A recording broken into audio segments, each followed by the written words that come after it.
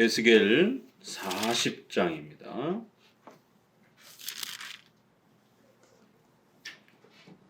(40장) 39절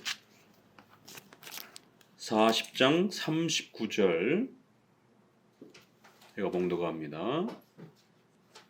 그 문의 현관 이편에 상둘이 있고 저편에 상둘이 있으니 그 위에서 번제와 속죄제와 속건제의 희생을 잡게 한 것이며. 아멘. 에스겔 40장 이제 본격적으로 마지막 성전에 대한 중요한 내용들이 우리에게 소개가 되어집니다. 성전은 바로 앞부분에서 소개되었던 은혜 언약의 이러한 위대한 하나님의 구원이 장차 이제 어떻게 펼쳐질 것인지, 이스라엘 백성들이 포로로 돌아오는 이러한 단순한 역사적 이러한 성취를 넘어서서 결국 예수님의 초림, 우리의 모든 죄를 사해 주시고 우리의 모든 또 율법의 의로운 요구들을 예수님께서 성취하셔서 의를 우리에게 주시는 이 위대한 구원의 이러한 복된 은혜들을 이루시기 위하여 예수님이 이 땅에 오시는 바로 이러한 어마어마한 구원의 이런 모든 역사들이 성전의 새로운 건축과 성전의 새로운 제사와 또 그 성전이 들어서게 되는 새로운 땅을 소유하는 형태로 그렇게 비유적으로 상징적으로 은혜의 언약을 통하여 예수님을 통하여 성취되어지는 이 위대한 구원의 은혜를 성전의 이러한 비유와 상징으로 우리에게 이제 마지막 구원의 내용의 풍성함을 소개를 합니다. 구약의 이 성전은 가장 중요한 구약의 의식법의 이러한 질서들입니다. 구약은 성전을 중심으로 해서 5대 제사를 드리고 3대 절기를 지키고 조금 더 확대하면 5대 절기로 또 7대 절기로 이렇게 확대가 되기도 합니다. 이렇게 성전을 중심으로 해서 하나님 앞에 제사 드리고 절기를 지키며 그들의 신앙을 세워가는 이러한 내용이 구약의 가장 중심된 그러한 말씀의 핵심 내용 뿌리입니다. 그렇기 때문에 이 성전 건축에 대한 명령과 성전의 이러한 쓰임새와 성전의 구조를 이해를 못하고서는 구약을 읽을 수가 없습니다. 구약은 출애굽기 이후로부터 성막을 건축하라는 명령이고 그 성막에서 이제 레위기를 중심으로 해서 어떻게 제사가 절기가 이루어지는지를 소개하고 바로 그러한 부분들이 이제 사사기와 또 사무엘 상하, 열왕기 상하를 넘어가면서 그들이 그러한 제사를 성공했을 때 또 실패했을 때 이야기가 나오고 그리고는 신속히 이제 솔로몬의 성전을 또 새롭게 고정된 형태로 이동식 그러한 성전이었다면 이제 고정식 형태의 성전을 솔로몬 성전을 다시 짓습니다. 결국 열왕기상부터의 이야기들은 성전을 건축하는 또 다른 이야기들이에요. 그리고는 그 성전에서 어떻게 제사드리고 예배드려야 될지 결국 그 수많은 열왕기상, 열왕기하, 역대상, 역대하 이 모든 왕들의 이야기들은 성전을 잘 지켜내고 거기에서의 제사와 절기들을 잘 지켜낸 왕은 훌륭한 왕, 그렇지 못한 왕들은 아주 악한 왕, 이렇게 평가하면서 각 왕들의 그러한 역사들을 소개해가는 것입니다. 이렇게 구약 전체는 외적인 그러한 형식과 의식이 성전 제사를 중심으로 해서 그 많은 사건들이 펼쳐져 가기 때문에 성막, 솔로몬의 성전, 그 다음에 바벨론 포로로 이제 잡혀가면서 성전이 다 파괴되었죠. 그리고는 느헤미야, 에스라서를 통해서 학계, 스가랴, 말라기를 통해서 포로에서 돌아오고 난 다음에 무너진 성전을 다시 짓는 제2의 성전, 솔로몬 성전 건축을 또 이야기합니다. 그리고는 그 솔로몬 성전 이후에 에스겔 성전이 한 번 더 우리에게 미래의 예언적인 형태로 소개가 되고 있고 그리고는 신속히 이제 신약으로 넘어와서 이 솔로몬 성전이 망가진 부분들을 다시 보강하고 좀 더 확장하는 헤롯 성전이 소개가 됩니다. 그 헤롯 성전을 중심으로 해서 이렇게 예수님의 복음서의 활동들이 이렇게 많이 소개가 되는 것을 보게 됩니다. 그리고는 저 뒷부분으로 넘어가서 요한계시록의 장차 종말에 우리에게 주어지는 그러한 거대한 성전 이야기를 또 이야기합니다. 그래서 신약의 마지막 요한계시록도 성전을 소개하면서 이야기를 끝입니다.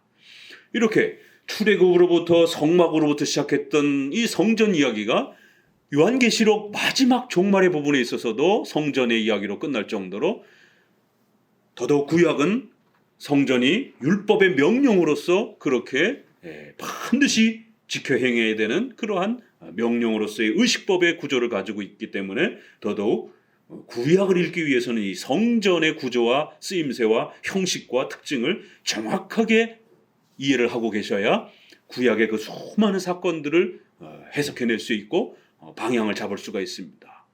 그렇기 때문에 이제 한 3-4번에 걸쳐서 마지막 에스겔의 이 성전을 우리가 또 살펴가면서 이 성전을 이해하기 위해서는 반드시 성막을 솔로몬 성전을 이해해야 되고 또 이것은 단순한 외적인 성전이 중요한 것이 아니라 결국 참된 성전인 예수 그리스도에게로 향해야 되고 또 그 성도들인 교회의 이러한 역사까지 신약으로 넘어가고 그리고 그러한 내용이 요한계시록의 교회와 예수 그리스도로서 성전의 그러한 의미로 요한계시록의 의미를 신약적 의미를 또 우리는 해석해내야 되는 것입니다.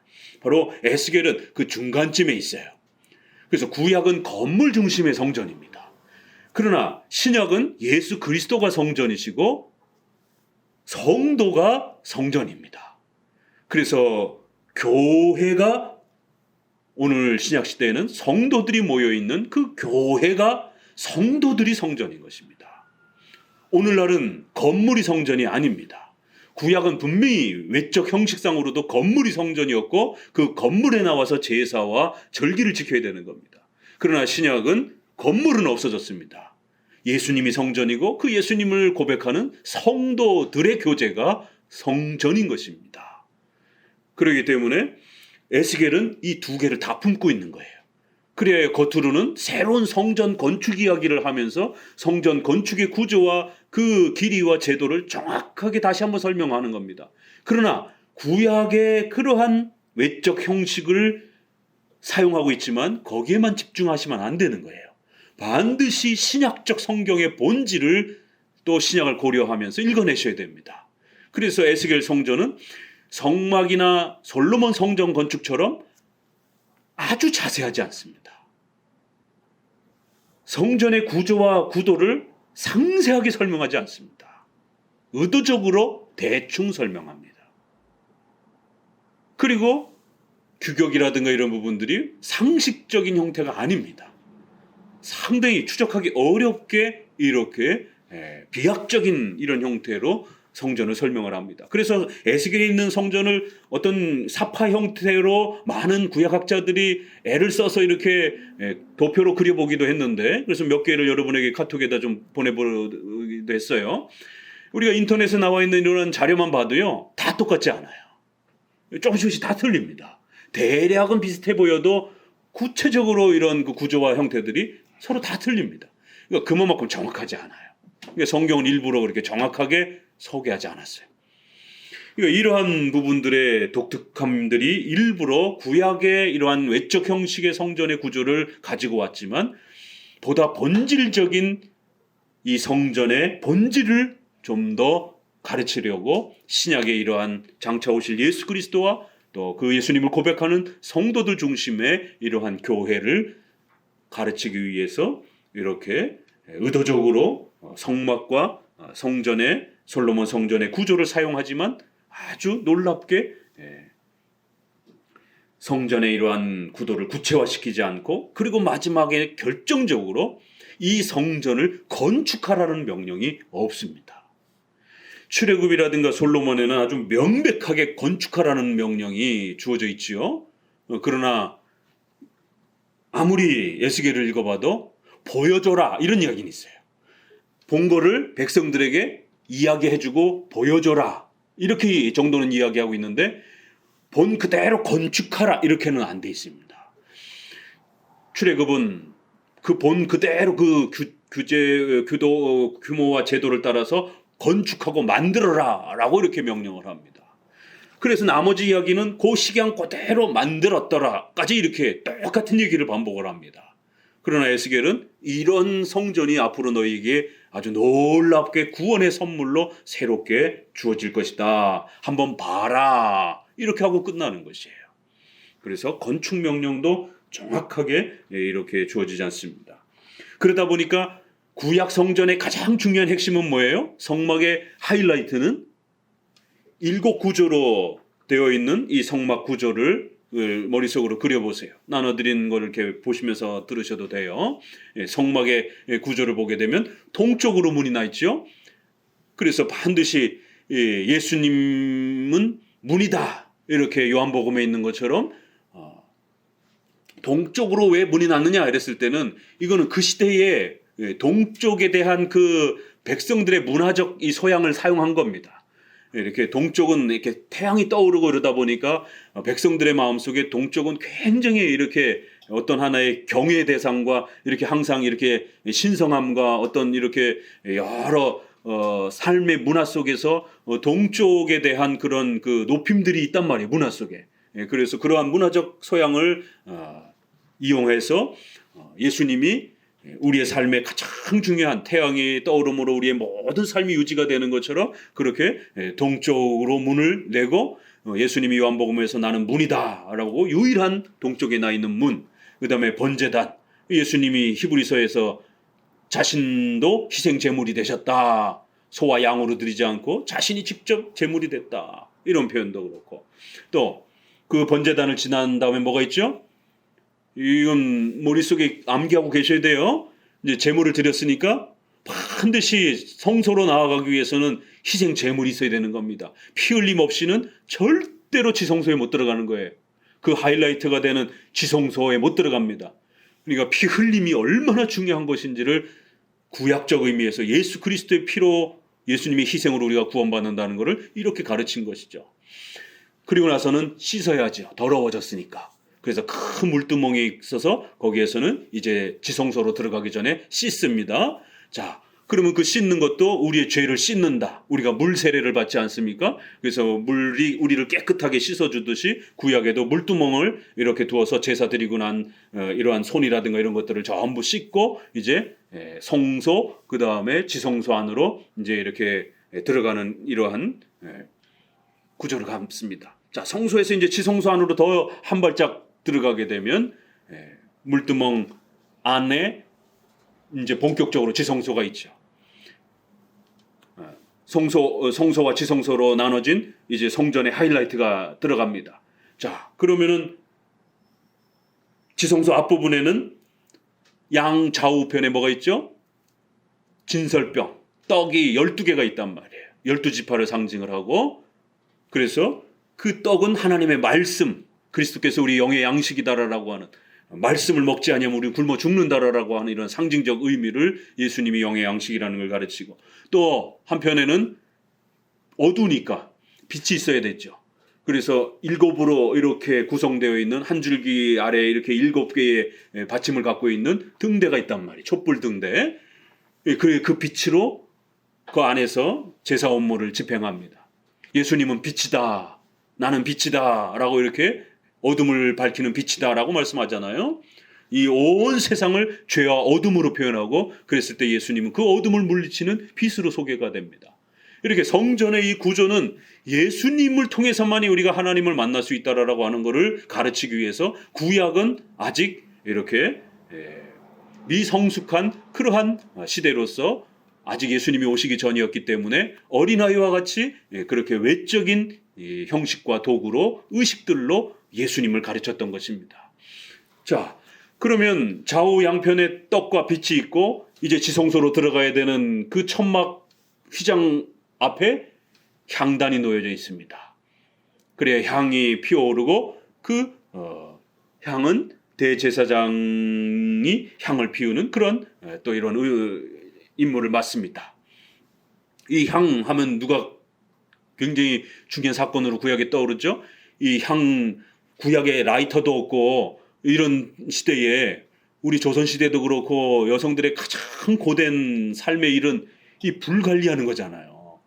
불을 꺼트리지 않나. 불을 꺼트리게 되면은 이 밥을 못 해 먹으니까. 그런 것처럼 향을 피우려면 불이 있어야 되기 때문에 반드시 이 불 관리를 잘해야 된단 말이에요. 그런데 나답과 아비후가 아론의 대제사장인 그 네 아들 중에 나답과 아비후가 이 귀찮아서인지 그 규정이 맞춰진 바대로 그렇게 향을 관리하지를 않아서 결국 즉사를 합니다. 하나님 앞에서. 그 유명한 아론의 아들들이 즉사하는 그 원인이 바로 이 향을 제대로 관리하지 않아가지고 하나님 앞에 징계를 받는. 왜 이토록 하나님은 대제사장의 아들들인데도 불구하고 다른 저기도 아니고 아론의 아들들인데도 불구하고 하나님이 이렇게 즉사를 시키는가.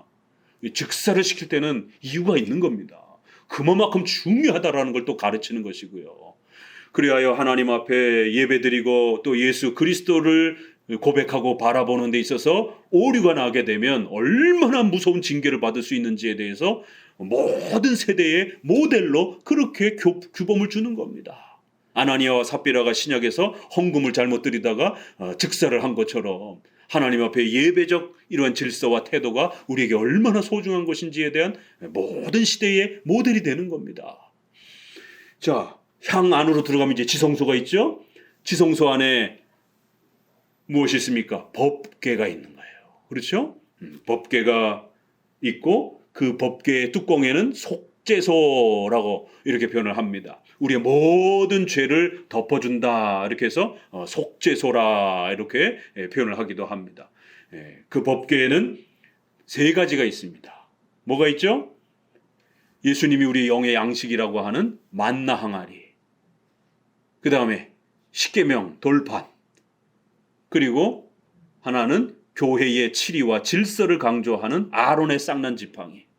나머지 지파들이 아론만 왜 자꾸 대제사장을 하느냐, 레이 지파와 또 에브라임 장손 지파를 중심으로 해가지고 화가 나가지고 아론에게 대들다가 결국엔 하나님께서 12지파 마른 지팡이들을 다 갖고 와라 해서 꽂아놓고 다음날 오니까 아론의 지팡이에서만 그렇게 열매가 맺어져 있는, 하나님이 교회 직분을 세우고 교회 제도를 이루어 가신다라고 하는, 그렇기 때문에 우리 눈에 보기에 좀 눈에 안 찬다 할지라도 함부로 교회 질서를 어지럽히거나 이러면 안 된다라고 하는.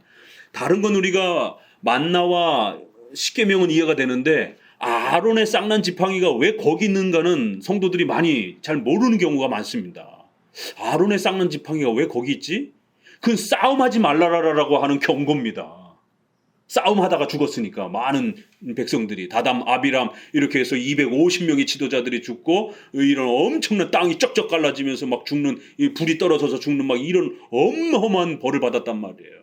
싸우다가 죽을 수 있다라고 하는 엄중한 경고를 이렇게 소개하면서 교회 제도와 질서를 어떻게 우리가 참여하고 어떤 자세로 대해야 되는가, 이런 부분에 교회 질서를 가르치는 아주 중요한 이 표현이 아론의 쌍난 지팡이입니다.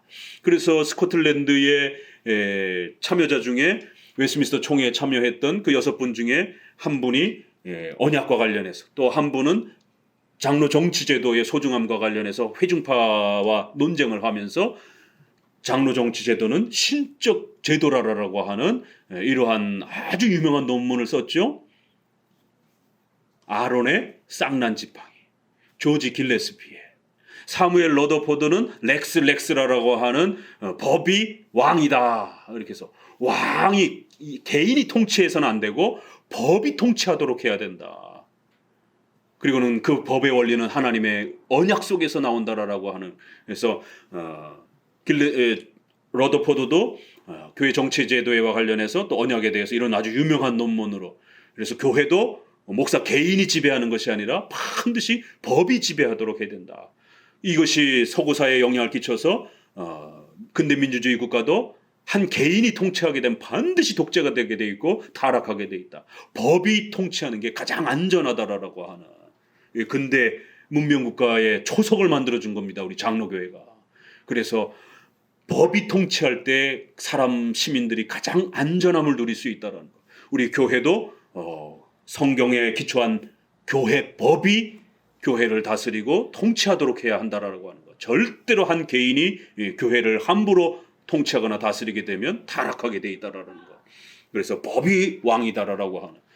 그리고는 조지 길레스피는 아론의 쌍난 지팡이를 통해서 회중파의 이러한 부분들을 결국 그들의 신학적 원리는 거슬러 올라가게 되면 알미니안주의까지 올라간다라고 아주 호되게 책망하면서 회중파의 이러한 극단적 자유 독립적 교회론 원리는 결국 제세례파가 자유를 외치면서 그렇게 모든 제도와 질서로부터 자유로워지기를 원했던 이러한 정신 속에서 연결될 수 있기 때문에 조심해야 된다라고. 그래서 회중파의 이러한 자유 독립적인 이러한 교회 체제에 대한 위험성을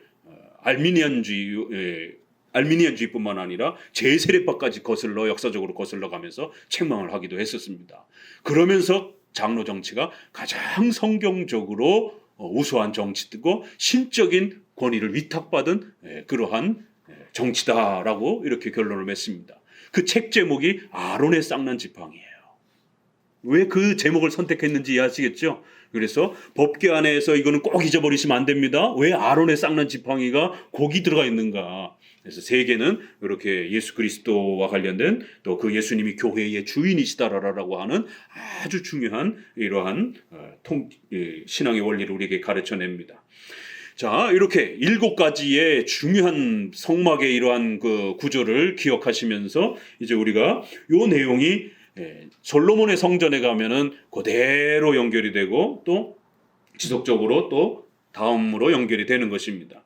자, 이 부분을 위해서 여러분에게 나눠드렸던 우리 교재와 관련해서 한번 먼저 보고요. 어디를 보시느냐면 그 도표를 먼저 보세요. 그 성전들을 각각 비교해드린 도표가 있죠. 성막부터 시작해서 213페이지로 되어 있는 제2성전의 독특성 해가지고 도표로 성막, 솔로몬의 성전, 제2성전, 에스겔 성전, 계시록 성전 한눈에 지금 말씀드린 이런 부분들을 이렇게 정리해 드렸어요. 전체를 한꺼번에 우리가 그 각각의 동일한 것과 차이점을 한번 비교해 보자라는 것이에요. 그러면 성막에는 이렇게 7개가 소개가 되어 있습니다. 그리고 성막은 대략 이렇게 직사각형 형태로 길쭉하게 되어 있어요. 우리가 그 사파를 보게 되면 그리하여 길이가 대략 한 45m.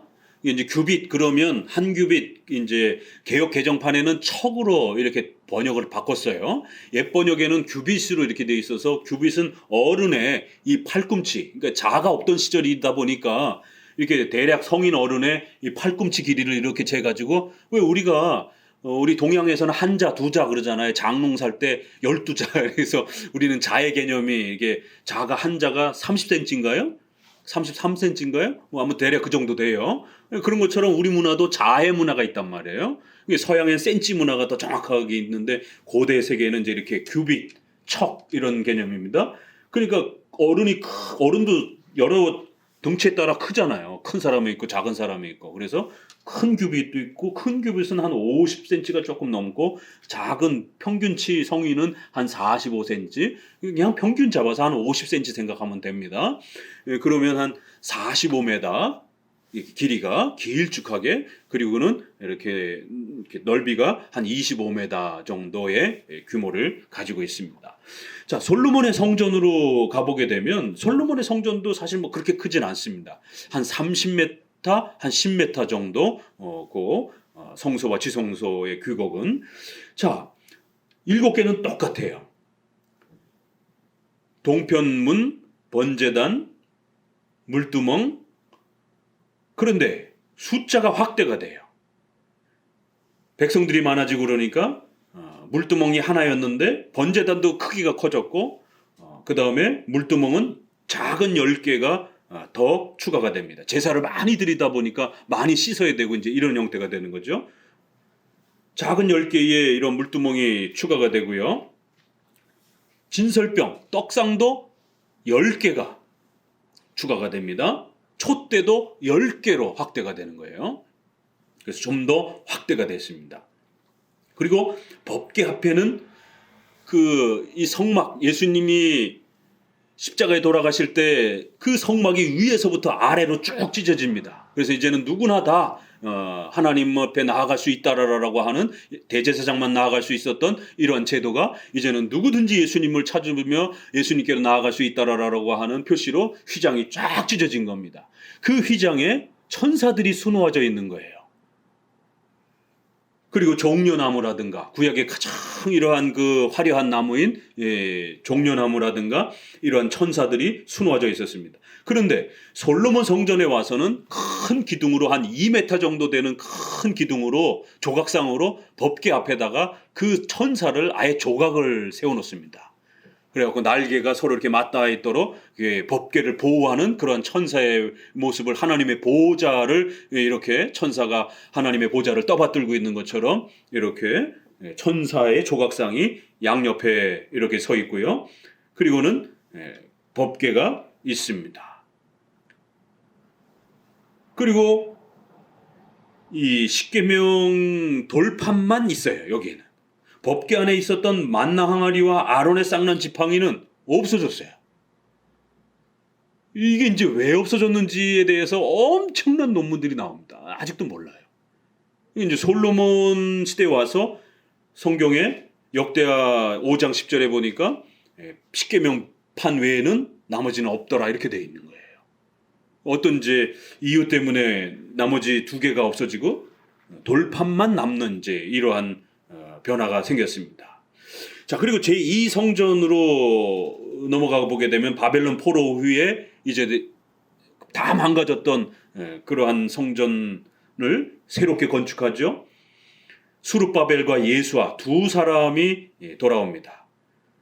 그 수룹바벨은 다윗 왕가의 이러한 왕족 출신이고, 예수아는 제사장 가문의 출신입니다. 이렇게 해서 두 사람이 지도자가 되어서 536년에 돌아와 갖고 자그마치 20년의 세월을 보내고 결국 516년 정도에 이렇게 성전의 이러한 기본 형태를 이렇게 올립니다. 상당히 볼품없는 형태죠. 왜냐면은 재정도 부족하고 여러 가지로 열악하다 보니까 어찌됐든 그래도 무너진 성전을 다시 한번 회복해 놓습니다. 그게 이제 나중에 헤롯 대왕이 유대인들을 정치적으로 좀 더 이렇게 자기 편으로 만들기 위해서 결국 성전을, 그들의 신앙 삶의 중심이 성전이다 보니까 성전을 좀 더 확대하면서 여러 재료들을 보강하면서 성전을 보수해 줍니다. 그래서 우리가 헤롯 성전이라 이렇게 표현하고 46년 정도 그렇게 건축했다라고 이렇게 표현을 합니다. BC 18년부터 이렇게 AD 26년 정도까지 이렇게 표현을 합니다. 자, 그리고 오늘 에스겔 성전. 자, 에스겔 성전은 보니까 6개까지는 다 있어요. 그런데 뭐가 없죠? 법궤가 없어요. 성전의 중심인 법궤가 없어요. 하나님이 의도적으로 법궤를 없애버리신 거예요. 왜요? 이 성막과 성전의 핵심인 지성소는 하나님이 함께 하신다라고 하는 그 법궤가 가장 중요한 포인트란 말이에요. 그래서 에스겔 성전은 외적으로 아직 구약 시대이기 때문에 장차 구원의 이 은혜를 상징적으로 가르치기 위해서 성전 제도를 사용했지만, 그럼에도 불구하고 자칫 이스라엘 백성들이 제2성전이라든가 헤롯 성전처럼 또 이렇게 눈에 보이는 어떤 이러한 외적인 성전을 혹시라도 의지할까봐 성전의 본질이 그게 아니다라는 걸 가르치기 위해서 법궤를 명령하지 않습니다. 법궤에 대한 소개를 빼버립니다. 결국 그 법궤의 진실된 본질은 예수 그리스도요, 그 예수 그리스도를 고백하는 성도들이 성전의 핵심이기 때문에 구약의 이 성전의 핵심, 지성소 안의 핵심이었던 바로 법궤를 의도적으로 없애고 에스겔 성전은 독특하게 이렇게 법궤가 없는 새로운 시대의 이러한 성전의 모습으로 비유적으로 그렇게 소개를 해내는 것입니다. 또 하나는 추가가 된 게 있어요. 대신 성전에서 흘러나오는 물, 그래서 성전에서 물이 막 콱콱콱 흘러넘치는 것이에요. 그 요한계시록에도 이게 그대로 이어집니다. 이건 전혀 없던 내용인데 에스겔에서는 전혀 새로운 하나의 추가된 내용이 그 성전에서부터 물이 흘러나가지고 엄청난 강을 이루는, 이거를 문자 그대로 성취가 될 수는 없는 것이죠. 뭐 땅을 파가지고 땅 속에서 물이 나오는 것도 아니고, 결국 이것은 구약에서 성령 하나님을 표현하는 가장 대표적인 불이라든가 기름이라든가 물은 구약에서 성령 하나님을 표현할 때 가장 대표적인 비유적 상징입니다. 그렇기 때문에 이렇게 물속에서 수영을 한다라고 하는 것은 바로 성령 충만함을 받는 바로 그러한 성령 하나님의 은혜의 충만함들을 이렇게 표현을 하는 겁니다. 그리하여 장차올 이 구원의 은혜 언약의 이 신비로운 하나님의 구원의 은혜의 본질이 무엇인지, 그건 이제 성전에 나와서 건물 중심의 이러한 제사가 아니라 바로 우리를 위하여 희생하시는 예수 그리스도를 믿고 그 그리스도의 피 흘림과 희생을 통해서 우리가 구원받게 된다라고 하는, 그리고 그러한 성도들이 모여서 함께 은혜의 충만함을 누리게 된다라고 하는, 여기서 벌써 요엘서에서도 이 성령 하나님의 은혜를 물로 비유를 해서 이렇게 표현하는 거예요. 그래요. 오순절 사도행전 2장에서는 바로 이러한 성령의 임하심이 구약에는 제한된 사람에게, 제한된 선지자들에게만 이러한 하나님의 계시 은혜와 하나님의 은혜, 충만함의 은혜가 주어졌지만, 신약에는 예수 그리스도를 믿을 수 있는 이런 모든 충만함의 은혜들을 하나님이 가득 부어주시겠다라고 하는 이러한 약속들을 솔로몬의 성전에는 없었던 에스겔 성전에서 나오고, 이거를 요엘서도 반복을 하고 있고, 이 요엘서의 물의 충만함과 성령께서 오셔서 그렇게 모든 사람들이 선지자가 누렸던 이런 여러 가지 예언을 하고 환상을 보고 이거 다 계시의 수단이었던 이러한 계시의 충만함들을 이제 신약 시대에 누리게 될 것이다라고 하는, 신비 체험을 할 게 아니라 성경을 알아가는 하나님의 계시의 충만함을 누리게 될 거라고 하는, 그리고 그러한 것은 성령 충만함을 통해서 이루어진다라고 하는, 그래야 예언을 하고 꿈을 꾸고 환상을 본 이러한 요엘서의 하나의 예언과 또 성전에서 물이 흘러넘칠 것이다라고 하는 이 예언을 요엘서가 두 개가 붙였고, 이거를 사도행전에서 2장에 그대로 요엘서를 끌어서 그렇게 성령 충만함의 은혜를 우리에게 보여줍니다. 자, 계시록 성전을 보니까 구약 성전 자체가 폐지가 되고 없어요. 그러니까 아예 예루살렘 성전, 에스겔 성전은 법궤만 없어요. 그런데 요한계시록에서 소개되어지는 그 새로운 이 하나님의 놀라운 천국의 이스라엘 모습을 이렇게 소개할 때에 아예 성전 자체가 없어요. 통째로 없어져 버렸어요. 뭐만 있느냐면 성읍만 있는 거예요. 이스라엘 백성들이 거하는 땅만 소개를 해요. 그리고 거기에 12문을 소개를 합니다.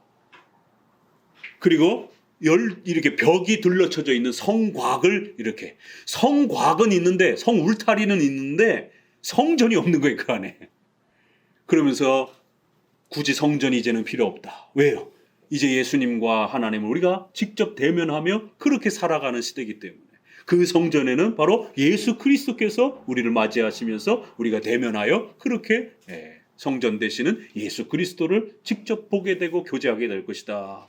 이렇게 요한계시록은 아주 대놓고 그 본질이 무엇인지를, 구약에서 사용했던 외적 건물 성전의 본질이 목적이 무엇인지를 이렇게 의도적으로 성전 자체를 없애서 이스라엘 백성들이 건물에 집중했던 것을 아주 호되게 책망을 하는 겁니다. 예수님도 그렇게 책망을 했죠. 요한복음에 제자들조차도 이 성전을 보십시오 그러니까, 성전을 헐라 내가 3일 만에 다시 짓겠다. 그러니까 어떻게 46년 동안 지은 성전을 3일 만에 다시 짓습니까? 그러자 예수님이 십자가에 돌아가시고 난 이후에 제자들이 이 말씀을 깨달았더라. 성전 대신 예수님을 말씀하셨던 것으로 그렇게 깨달았더라. 그래서 성전의 본질은 바로 예수 그리스도 자신이었다라는 것을, 그래서 3일 만에 다시 짓는다라는 건 바로 예수 그리스도께서 부활하실 것이다라고 하는 신앙의 본질을 이렇게 가르쳤던 것이에요. 그래야 요한계시록에서도 더 이상 건물에 집중하지 말라라고 아예 성전을 통째로 없애버렸어요. 그런데 중세 1000년 동안 로마 가톨릭이 이 신앙의 성전 개념의 본질을 망가뜨려서 온갖 사악한 방법으로 면죄부까지 팔아먹으면서 성도들의 전 재산을 뺏어가지고 성전을 건축하는 건물 중심의 이러한 신앙으로 교회를 타락시켰습니다. 우리는 가끔 뉴스에서 교황이 그 창문을 이렇게 내밀고 축복한다고 막 이러면서, 그리고 그 베드로 그 광장, 그 시스티나 성당이에요. 베드로 성당도 그 근처에 있고, 우리는 그걸 볼 때마다 가슴을 찢고 울어야 됩니다. 그 어마어마한 그 금은 보화로 지은 그 성당을 짓기 위해서 중세시대에 수많은 성도들의 전 재산과 피눈물이 거기에다 희생된 거예요. 세상에 무슨 건축을 몇백 년씩이나 해요. 지난번에 프랑스에서 그 누가 불을 내가지고 노트르담 성당에 불이 탔잖아요. 그거 아직 건축도 다 안 끝난 거라고 그러더라고요. 400년 건축을 하는 거예요. 그래서 보수하는데도 앞으로 50년, 100년 걸릴 거라 그러더라고요. 이건 정말 정신 나간 거고, 이건 미친 겁니다. 만리장성 짓느냐고 중국의 수많은 백성들의 피고름을 빨아낸 것처럼 건물이 도대체 뭐길래 그 건물 짓느냐고 온 백성들을 고역을 시키고 그들의 전 재산을 빼앗고, 교회가 타락하는 데 있어서 건물 중심으로 신앙을 방향을 만들게 되면 교회는 타락하게 되어 있습니다. 절대로 건물 중심의 신앙을 해서는 안 되는 것이에요. 그런데 지금 한국 교회가 그 중세 시대의 타락함을 쫓아가고 있어요. 서울의 모 교회가 세상에 수천억을 들여서 땅값만 해도 1, 2천억 원이고 건축비만 해도 1, 2천억 원이고 합쳐서 수천억이 들어가는, 100억만 넘어도 우리는 그 돈이 상상이 안 됩니다. 얼마나 큰 돈인지. 근데 수천억을 들여가지고 강남 한복판에다가 그렇게 교회를 건축해놓고, 그리고 와서 설교하시는 분이 한국에서 제일 큰 교회를 지어놨기 때문에 하나님이 제일 많이 축복해 줄 거라고. 전국에 있는 이러한 미자리 교회와 건물도 없는 교회와 상가 교회들을 갖다가 다 실패한 교회처럼 이렇게 비아냥하는 조롱하는 설교를 하고, 그럼 상가에 있는 건물들은 성령 충만함의 은혜를 못 받은 교회입니까? 다 실패한 교회입니까? 그렇게 가장 크게 져야 가장 크게 복을 줍니까, 하나님이? 어떻게 성도들의 전 재산을 빼앗아서 수천억 건물을 짓는 데 투자를 하고 거기에 쏟아붓느냐 말이에요. 그래야 성도들은 가난하게 살아가고, 중세시대 때는 아주 똑같이 미국이 그렇게 교회를 망가뜨리다가 결국 유지를 못해가지고 그렇게 크게 져놓으면 그 전기세부터 시작해서 유지 비용이 1년에 어마어마하게 들어간단 말이에요. 교회가 부흥될 때나 성도들이 많을 때나 유지가 되지, 결국 성도들이 빠져나가기 시작하니까 건물을 유지하지 못해서 결국 이단에게 다 팔아넘기고 카톨릭한테 다 팔아넘기고, 지금 한국도 건축시대가 꺾이면서 결국 신천지한테 건물 다 넘어가고. 왜요? 교회 건물은 특수해가지고 일반인들이 잘 사지도 못한단 말이에요. 여기 우리 분당 주변에도 뭐 1000억 가까이 되는 이러한 교회들 수두룩하고요. 그래서 오죽하면 건물이 전도한다라고 하는 이런 참 가슴 아픈 그런 이야기가 돌 정도로 신도시가 생기면 제일 먼저 종교부지를 마련해갖고 사채업까지 끌어들여가지고는 어찌됐든 건물을 져놓게 되면 신도시로 이주해온 사람들이 올 수밖에 없는, 전도해서 부흥한 게 아니라 결국 사채를 써가지고 전도를 하는. 그래서 사람들 몰려오기 시작하면은 모든 설교가 돈 많이 내야 하나님이 축복해 주신다. 왜요? 이자를 내야 되니까. 사채까지 끌어섰기 때문에. 그래갖고 각 사람마다 연대 보증을 다 시켜가지고 개개인이 이렇게 신용 보증이라든가 건물을 보증 쓸 수 있는 없는 그런 가난한 사람들을 다가 전부 다 사채로 돌려가지고 인후보증까지 서서 연대보증을 시켜가지고 그래서 항구자 운동 이렇게 해가지고는 20년 30년 전에 그렇게 강제로 교회마다 건축 시대를 벌이면서 그렇게 사채에다가 연대보증을 시켜가지고는 그렇게 돈 있는 건물 있는 사람들을 담보로 해가지고는 그렇게 연대보증을 시켜가지고는 한 사람 무너지고 그 못 갚으면 같이 무너져 버리게 되는 이런 참혹한 일들이 중세 시대만 있었던 게 아니라 오늘 우리 시대도. 그래서 성도들이 건물 있는 사람은 팔아서 전세로 가고 전세로 있던 사람은 월세로 가고 월세로 있던 사람은 고시원으로 들어가고 이러면서 건축을 했던 그런 시대. 그래야 결국 부부가 합의가 안 돼서 헌금을 했던 부부들은 싸움이 나가지고 이혼을 하고 가정이 파탄이 나고 길거리 내앉고. 건물 중심의 신앙은 가짜 신앙입니다. 그건 타락한 중세시대의 신앙인 거예요. 성도가 성전이고 예수 그리스도가 성전이지 하나님의 말씀을 가르치는 데에 교회는 집중해야 되는 것이지 건물을 잔뜩 쳐놓고 결국 그거 빚 못 갚아가지고 건물이 경매로 넘어가는 이런 참혹함을 반복해서는 안 된다는 것이. 물론 성도들이 많아지고 예배 처소가 좁으면 넓혀갈 수 있어요. 우리가 그것 자체를 비난하는 건 아닙니다.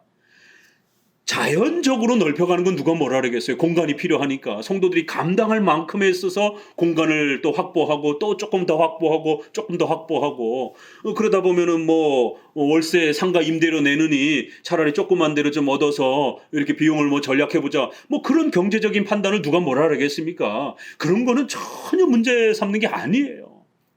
지금 건물 중심의 이 신앙은 그렇게 사채까지 써가면서 빚을 내서 건물부터 만들어 놓고 100명 교회가 1000명 자석의 그러한 건물을 갖다가 쳐놓고 그렇게 건물을 통해서 사람들이 오도록 자신들이 감당할 수 없을 정도로 그렇게 무리를 해서 건물을 짓는.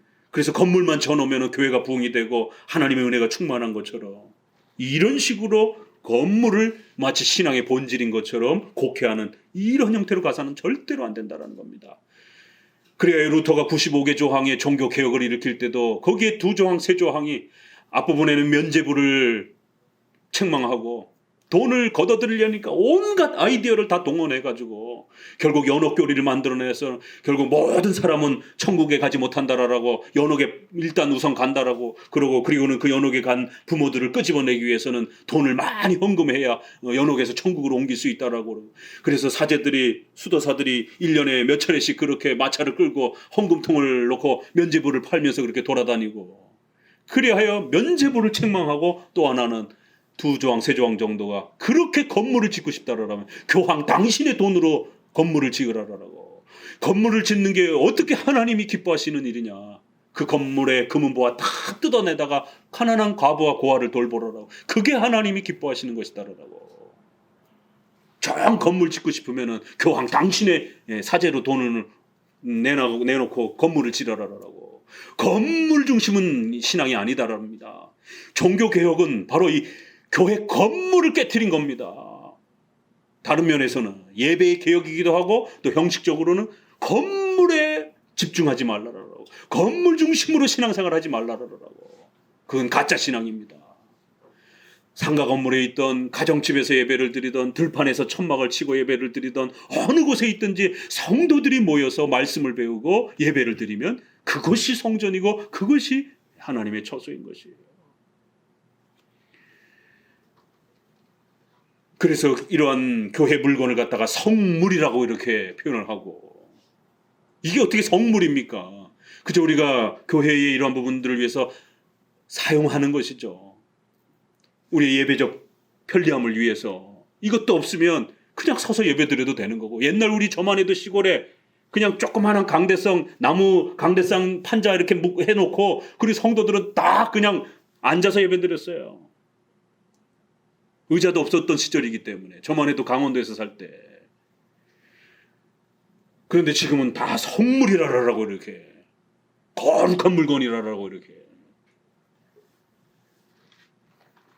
정신 차려야 됩니다. 절대로 건물 중심의 이러한 형태로 신앙생활을 하면 안 됩니다. 그건 구약의 외적 의식을 사용했던 구약 시대에 하나님이 사용했던 거예요. 구약은 성막과 성전 건축을 안 하면 죽습니다. 5대 제사와 이러한 절기를 안 지키면 죽습니다. 그때는 외형적 수단을 사용한 시대이기 때문에. 그러나 예수님이 오시고 나셔서 그 모든 성전을 깨트려라. 내가 3일 만에 다시 짓겠다. 예수님 자신이 성전임을 가르쳐 준 겁니다. 그래서 이제는 건물이 우리 신앙의 외적인 도구도 아니요 본질도 아니라는 겁니다. 오직 예수 그리스도만이 우리의 신앙의 본질이라는 것이에요. 오늘 이 부분만 하나만 정확하게 정립을 해도 한국교회가 이렇게까지 부패하고 이렇게까지 타락하지 않을 것입니다. 세상에 5만 명, 10만 명이 들어갈 수 있는 이러한 교회를 짓는다? 10만 명, 5만 명이면 웬만한 이런 읍내라든가 이러한 그 도시의 이러한 그 한 지역 단위가 됩니다. 목회자가 성도를 모릅니다. 그건 교회가 아니에요. 그건 기업체지. 그렇게 교회를 할 수는 없는 겁니다. 자기 성도가 누군지도 모르는데 목회를 한다? 목사는 그런 사람이 아닙니다. 그렇기 때문에 교회론의 본질을 놓쳐서 너무 과도하게 넓히게 되면 결국 신앙이 부패하고 타락하게 되어 있는 것입니다. 교회를 분립해서 담임 목회자를 세우고 그 담임 목회자와 성도가 교제를 나눌 수 있도록 일정한 부분에 있어서의 숫자를 조절해 줘야 되는 겁니다. 성경 어디에는 숫자 얘기 나오진 않습니다. 그러나 그거는 상식에 해당이 되는 거예요. 그 양들을 돌보라라고 목자를 세웠는데 목자가 양이 누군지를 몰라요. 그건 교회가 아닌 겁니다.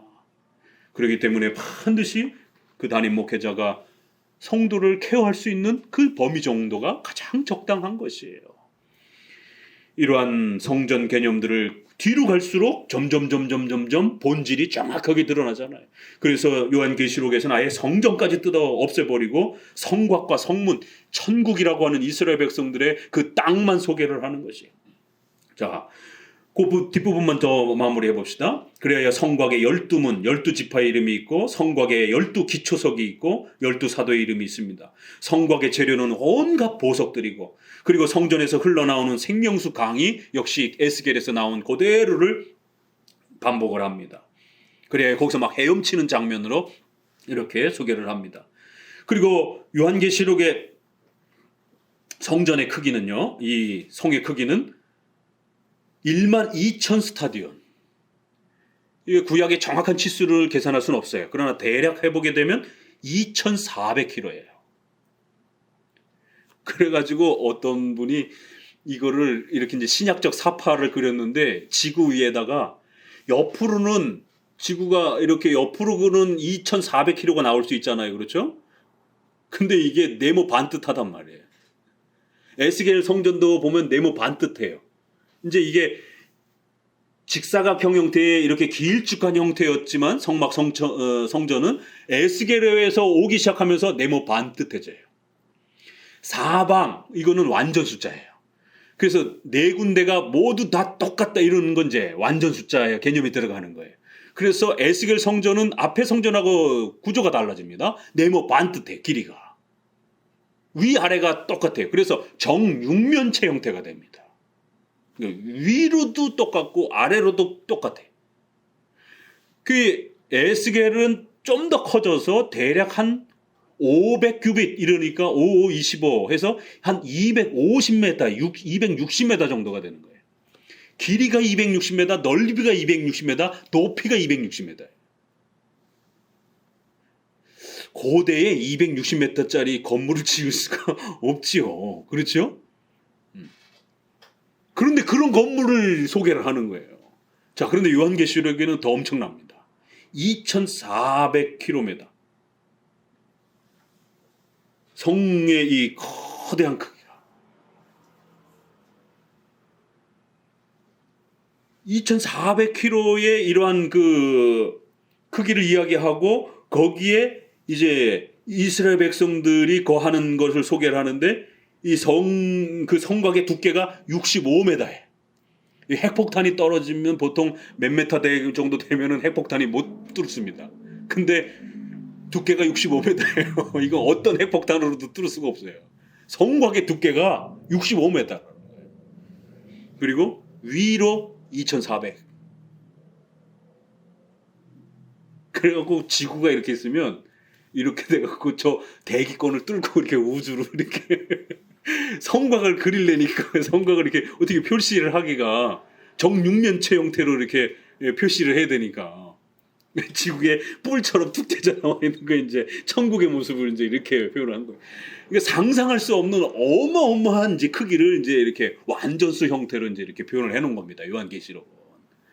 그래야 우리가 거할 천국의 영원한 이러한 생명의 모습을 이런 어마어마한, 그래서 어떤 적도 뚫을 수 없는 이런 아주 강력한 이런 두께와 그런 또 그런 두께로 이렇게 정육면체 형태로, 이제 이게 왜냐면 고대니까 적들이 쳐들어오면 성이 튼튼해야 되잖아요. 구약도 그렇고 신약도 그렇고 아직 마차 타고 다니고 전쟁하던 그런 고대 사회란 말이에요. 그러니까 그런 아주 튼튼한 성곽과 지배 모양으로 우리의 천국을 사탄이 틈탈 수 없고 악한 세력이 틈탈 수 없는 완벽한 그러한 이런 구조로 이렇게 소개를 하는 겁니다. 자, 355페이지로 넘어가서 이제 에스겔 344페이지. 교재 한번 읽어보도록 할게요. 이걸 전체적으로 한번 정리를 먼저 읽어보는 겁니다. 344페이지 새 성전과 새 땅 40장부터 48장 이제 요약한 거예요. 개혁주의 해석은 이게 이제 전체적으로 칼빈이나 이러한 그 보수적인 그 주석학자들 또 이재희 영이라든가 이런 훌륭한 우리 보수 개혁주의 계열의 구약학자들의 이러한 전체적인 입장을 제가 전부 다 읽고 그걸 썸머리해서 요약을 한 겁니다. 이건 제 입장이 아니고 이렇게 대략 우리 보수권 내에서 개혁주의권 내에서 이렇게 이런 방식으로 해석을 합니다. 그리고는 아예 뒷부분에는 제가 칼빈의 해석도 요약을 해서 이렇게 또 여러분에게 직접 보시라고 소개를 해놓은 거예요. 에스겔은 구원과 회복의 소망도 새 성전, 새 땅, 새 제사, 이것도 3을 반복하잖아요. 이것도 완전 숫자 형태죠. 종말론적 묵시 예언으로 소개한다. 이 회복은 단순히 제2 성전 건축이나 미래적 종말 성전을 의미하지 않고 예수님의 초림 이후에 신약의 성도들과 교회의 영적 회복과 예수님의 재림 때 이루어질 영원한 천국에 대한 표현으로서 신약시대 교회와 더 나아가 종말론적 천국까지 내다보고 있는 것이다. 이런 특징에 대하여 이재영은 구약 예언들은 종종 음울한 대화나 비유적 언어를 사용했다.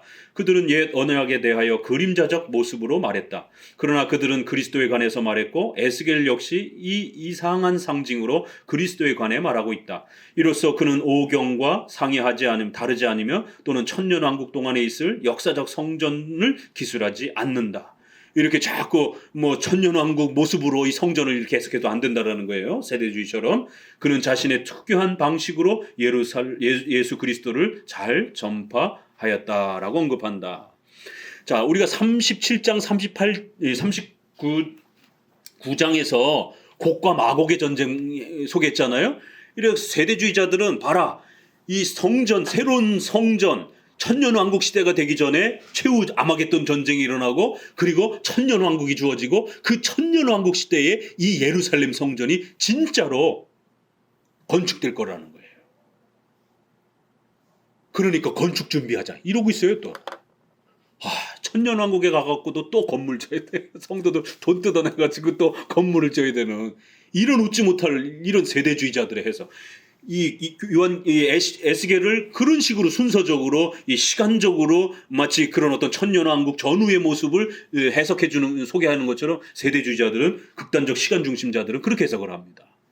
우리는 이것은 하나의 상징, 미래적 예수님의 초림과 재림의 천국의 모습을 상징적으로 이렇게 소개한 걸로 우리 개혁주의는 그렇게 해석합니다. 절대로 새로운 건물을 짓는 그런 시대로 우리에게 뭔가를 요구하는 게 아닙니다.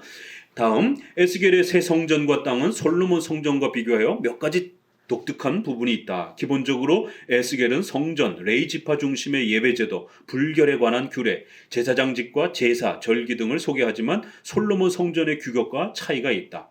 그리고 새 땅은 성읍이 1800규빗, 5마일 정도, 5km 한 6km 정도로서 우리 유다 나라에 국한된 좁은 세계가 아니라 12지파를 중심으로 회복될 새로운 이스라엘을 기대한다. 즉 48장의 성읍의 규격도 역사서에서 나오는 지형과 차이가 있는데 대체로 동서남북이 확장되었다.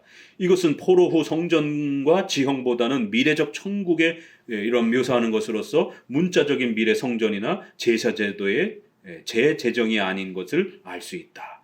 그래서 문자적으로 제사를 다시 드리고 건물을 다시 짓는 이런 게 아니라는 거예요.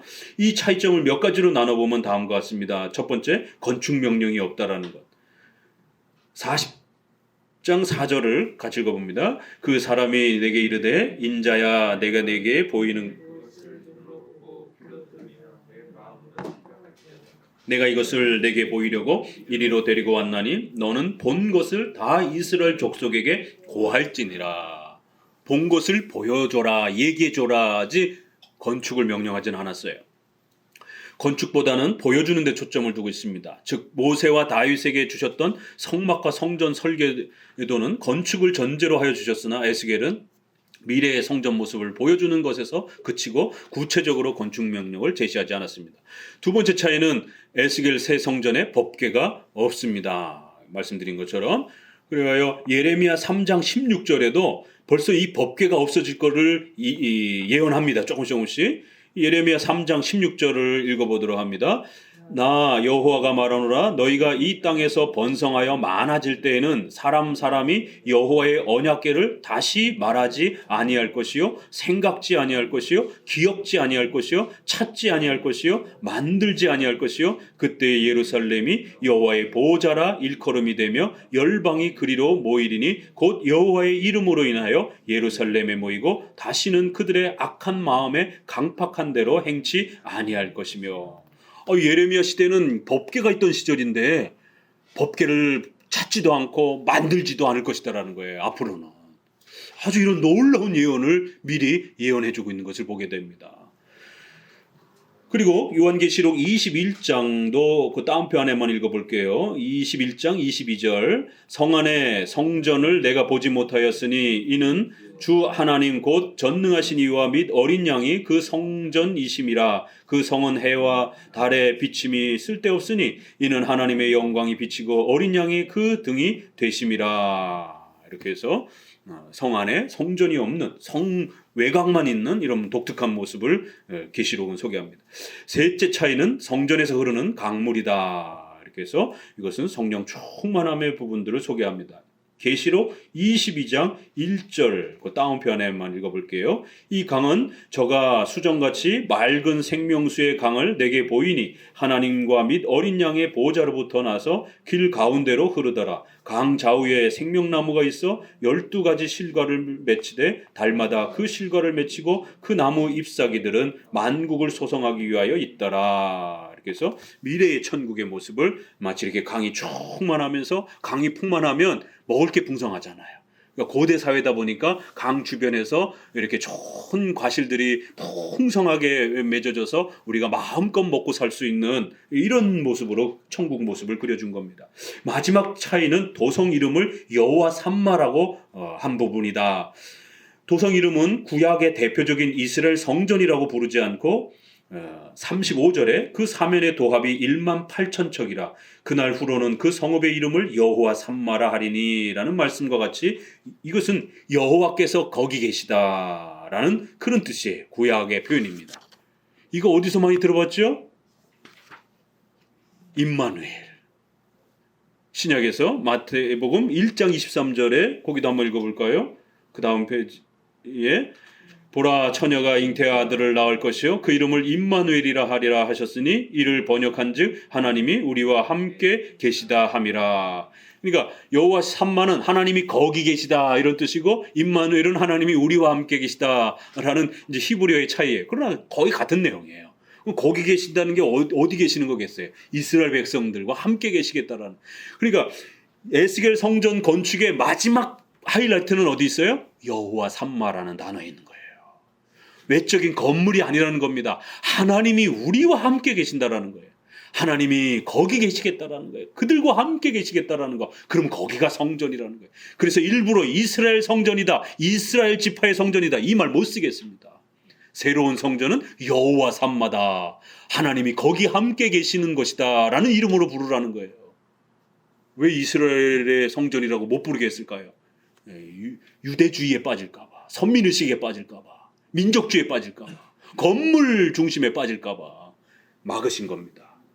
자, 세대주의 해석은 세대주의자들은 곡과 마곡의 전쟁을 최후 심판에 일어나는 종말론적 전쟁으로 해석한 것처럼 구원의 회복에 해당이 되는 새 성전, 새 땅에 대한 부분도 문자적, 시간적 형식을 강조합니다.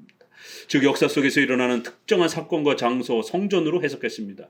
특히 이들은 요한계시록에 이마와 손에 그 표를 받지도 아니한 자들이 살아서 그리스도와 더불어 1000년 동안 왕노릇하리라는 말씀에서 제시되는 1000년을 문자적으로 해석하여 에스겔과 연결시켰습니다. 즉 종말론적 최후 심판 후 1000년 왕국을 통해서 유대인들의 다윗 왕국과 솔로몬 성전이 실제적으로 건립될 것을 주장한다. 이들은 일반적인 상상과는 다르게 에스겔의 성전이 상세한 묘사와 다양한 도량법과 역사적인 장면들을 제기하기 때문에 단지 미래적인 천국의 모습을 상징적으로 나타내는 것으로 보기에는 무리가 있다라고 반박했습니다. 오히려 1000년 왕국 기간에 이스라엘에게 성전과 제사제도의 문자적 회복을 약속한 것으로 해석한 것이 더 낫다고 주장하여 유대 왕국 건립을 종말론적 구원의 표징으로 삼았습니다.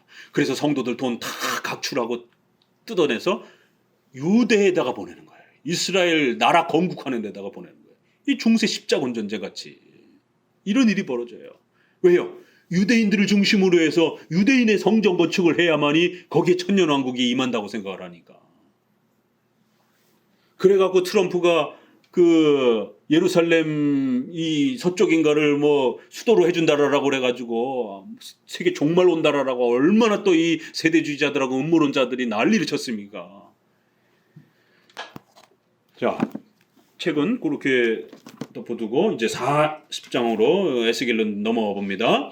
그렇기 때문에 아직은 구약 시대이기 때문에 구약의 외적인 형식을 사용하지만 이렇게 에스겔은 성전의 핵심인 법궤가 없고 성전의 이름을 여호와 삼마라고 부르고 이런 독특한 성전의 규모와 크기들을 이렇게 아주 어마어마하게 확대하고 이러면서 단순한 건물의 이러한 형태가 아니다라는 것을 의도적으로 이렇게 우리에게 가르치면서 좀 더 미래적인 예수 그리스도의 오심을 우리에게 가르쳐내고 있는 걸 보게 됩니다.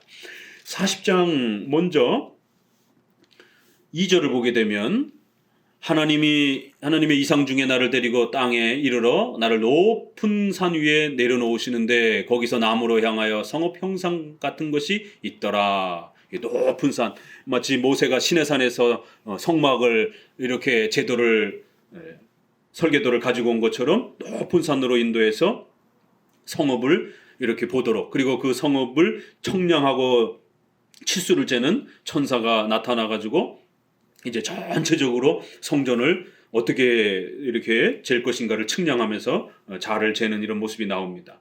그리고 이제 5절에 내가 본즉 집 바깥 사면으로 담이 있더라. 그래서 담을 쭉 재는데 6척 정도 되는 6규빗, 그러면 50cm 곱하기 6 하니까 한 3m 정도 되는 이러한 형태의 자를 가지고 이렇게 재는데 그 담을 측량하니 두께가 한 장대요. 두께가 3m예요. 높이도 3m. 이런 어마어마한 성곽이죠. 벌써. 그리고 층계에 올라가는 형태로 문이 있는데 그 문으로 가기 위해서는 성막과 성전은 어때요? 평면 구조예요. 그런데 여기는 그 문으로 올라가야 돼요. 올라가는데 3m라는 거예요. 이게 입체 형태로 돼 있어요. 그래 그 문을 통로로 측량하니까 길이가 한 장대요. 이렇게 또 쭉 3m 정도를 올라가서 문으로 이렇게 들어간다라는 거예요. 그러니까 이러한 견고함과 또 거룩함과 이러한 형태를 새로운 성전은 입체적인 이런 형태로 소개를 합니다. 자, 그러면서 이제 쭉 소개가 되는데 출애굽기도 그렇고 솔로몬 성전도 그렇고 에스겔 성전도 그렇고 이런 성전의 구조가 나올 때는 우리 종교개혁의 성전 구조에 대한 해석에 있어서는 전체적인 틀 안에서 해석하는 게 원칙입니다. 명심하셔야 돼요. 문법적, 역사적, 교리적 해석을 기본으로 해서 특별히 성전의 구조 부분에 있어서는 소개한 정도만큼에서만 제한적으로 해석하는 거예요. 확대 해석해서 해석하지 않아요. 확대 해석하기 시작하게 되면 한두 끝도 없이 해석되어집니다. 풍유적 해석이 나오게 돼요. 그래갖고는 옛날에 부흥사들이 고기를 거는 갈고리는 사랑의 갈고리 이렇게 해서 우리 성도들이 싸우지 말고 서로 이렇게 갈고리처럼 시험에 든 성도들을 떠나지 못하도록 갈고리로 묶어줘야 됩니다. 또 그 제물에서 태우고 남은 그 이 재는 이 성도들의 흠입니다. 그렇기 때문에 그거는 자꾸 이렇게 날리지 말고 잘 이렇게 가려가지고 저 성문 밖에다가 이렇게 버려야 됩니다. 그러니까 성도들의 연약함과 이런 것들은 자꾸 뒤돌아서 험담하고 고자질하고 이러지 말고 뚜껑에다 잘 덮어서 이렇게 우리 속에다가 저 깊은 곳에다가 숨겨놔야 됩니다. 이런 식으로 이게 중세시대의 풍의적 해석이에요. 알레고리칼한 상상적 해석인 거예요. 그렇게 하면 그 상상을 맞다라는 걸 누가 검증을 할 겁니까? 성경은 어디에도 그런 설명은 없고, 그렇기 때문에 성경이 설명하는 그 정도에서 제한적으로, 특별히 성전의 치수와 제도와 중량과 이런 것들은 거기 한 번밖에 안 나온단 말이에요. 그렇기 때문에 그 중량과 치수를 마치 거기에 무슨 특별한 어떤 영적 의미가 너무 더 깊이 들어가 있는 것처럼 이렇게 너무 확대하지 말라라는 거예요. 한 장대 3m 그러면 3m는 하나님의 삼위일체입니다. 뭐 이렇게 또 가고 그러면 안 된다라는 거예요. 그래서 성문에서도 우리가 삼위일체를 배우도록 하셨습니다. 이렇게 해서 가면 안 돼요.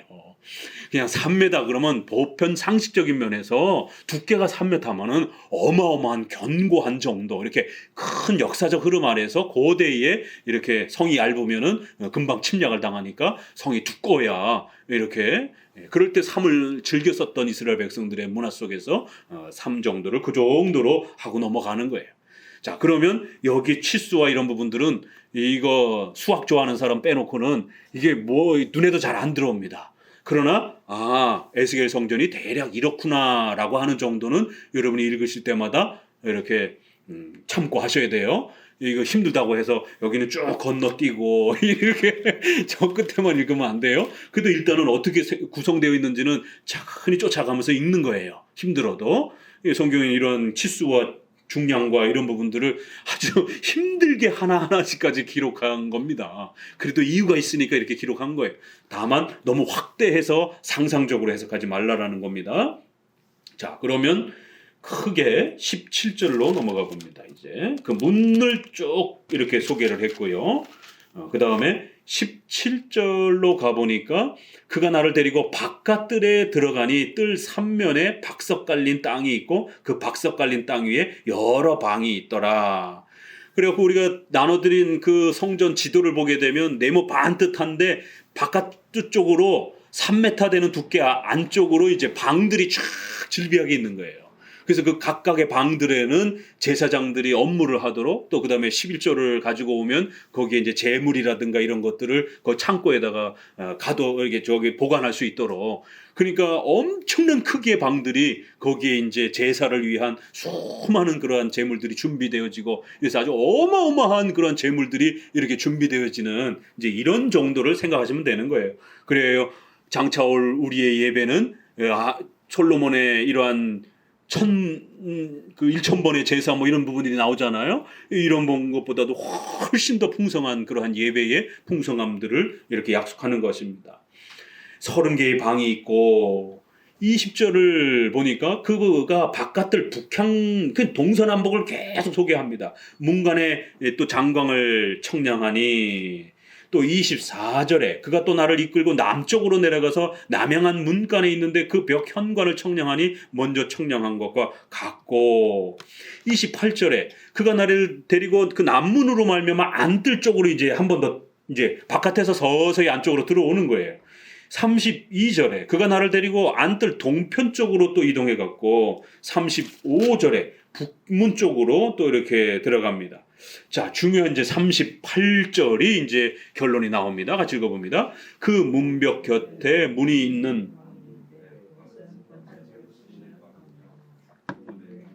이편에 상둘이 있고 저편에 상둘이 있으니 그 위에서 번제와 속죄제와 속건제의 희생제를 잡게 한 것이며, 가장 중요한 건 바로 이러한 외곽을 만들고 또 그 안에 번제단이, 또 번제단이 상당히 크게 소개가 되는데, 이제 바로 그 번제단에서 번제와 속죄제와 속건제의 희생 제물을 드린다라는 거예요.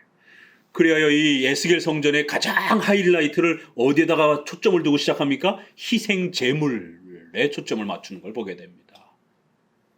예수 그리스도를 통해서 우리의 죄가 씻음 받는 이런 그리스도의 희생 되심을 아주 중요한 그러한 중심된 포인트로 이 에스겔 성전이 결국 그 번제와 속건제를 통하여 희생 제물을 바치는, 이제 여기에 마지막 초점을 그렇게 둡니다.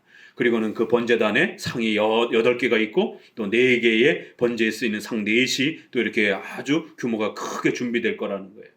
자, 그러면서 어디로 보냐면은 46절을 읽어봅니다. 그 제사를 집례하는 자는 누구냐면 북향한 방은 제단을 수직하는 제사장들이 쓸 것이라 이들은 레이의 후손 중 사독의 자손으로 여호와께 가까이 나아가 수종드는 자니라 하고, 그리고 이 모든 제사 업무는 사독 자손이 이 모든 일들을 업무를 관리하라는 것이에요. 우리에게는 사독이 낯설지만 에스겔이 살아있던 시대에는 사독 그 제사장의 가문들이 여전히 레위 지파의 중심으로 서 있단 말이에요. 왜냐하면 여기 이제 우리가 나답과 아비후가 죽었고 엘르아살과 이다말이 남는데 두 아들이 남아요. 그래서 두 아들이 이제 그 제사장 업무를 이어가는데 이다말 계열이 훨씬 더 독보적으로 더 많은 일들을 합니다. 그런데 이다말의 그 가문이 엘리 가문이에요. 사무엘서에 나와. 엘리 가문의 그 자식들이 막 엉망이 됐잖아요. 성전에서 제사 드리는 그 업무를 보는 그런 여성들을 막 성추행하고 고기 빼돌리고 막 아주 막 남봉군처럼 이렇게 그 선지자의 자녀들이 이렇게 망가져 있는, 그래서 엘리 집안이 쑥대밭이 되는.